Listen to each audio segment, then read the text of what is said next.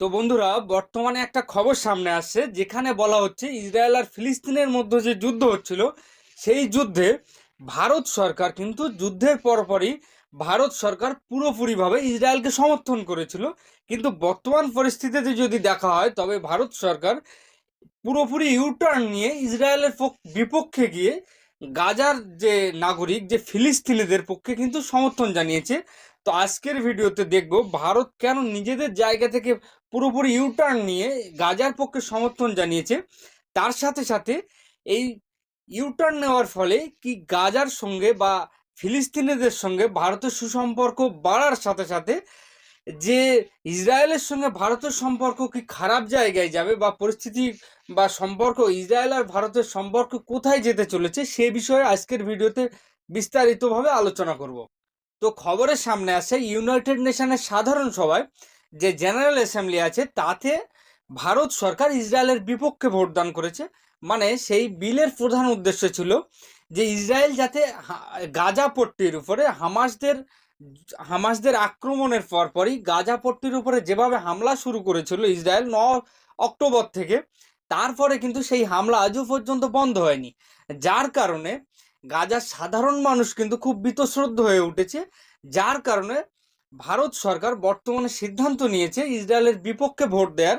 কারণ যে হামাসদের মারার উদ্দেশ্যে ইসরায়েল যে 9 অক্টোবরের পরে যেভাবে যুদ্ধ শুরু করেছে তাতে গাজার সাধারণ মানুষ কিন্তু বীতশ্রদ্ধ হয়ে উঠেছে। আর সেই কারণেই এই যে বিল ছিল, বিলের প্রধান উদ্দেশ্য ছিল যাতে ইসরায়েল সিজ ফায়ার করে, মানে গাজার ওপর যাতে অত্যাচার বন্ধ করে। তো সেই বিলে ভারত সরকার এবার ইসরায়েলের বিপক্ষে ভোট দিয়েছে। শুধু ভারত নয়, ভারত সহ 153টা দেশ কিন্তু ইসরায়েলের বিপক্ষে ভোট দিয়েছে।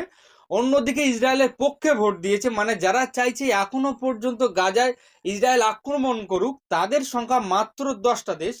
তার মধ্যে আবার আমেরিকা আর ইসরায়েল আছে। আর বাকি 23টা দেশ কিন্তু তারা কোনো ভোট করেনি, মানে তারা এই বিবাদের মধ্যে পড়েনি, তারা নিরপেক্ষ থেকেছে। তো দেখুন, ইসরায়েল আর হামাসের মধ্যে যে যুদ্ধ হচ্ছিল, এই যুদ্ধ যখন শুরু হয়েছিল তখন কিন্তু ভারত সরকার ইউএনওতে ইসরায়েলকে সমর্থন জানিয়েছিল এবং যে ভোটদান হতো ইসরায়েলের বিরুদ্ধে যে ভোটদান হতো তাতে ভারত সরকার অ্যাবসেন্ট থাকতো। কিন্তু বর্তমানে ভারত সরকার ইসরায়েলের বিরুদ্ধে গিয়ে ভোটদান করছে, এর কিছু কারণ আছে। এটাকে আগে বুঝতে হলে বর্তমানে ইসরায়েল আর হামাসের মধ্যে যে যুদ্ধ হচ্ছে তাতে গাজা পট্টির যে বর্তমান অবস্থা তা কিন্তু বুঝতে হবে।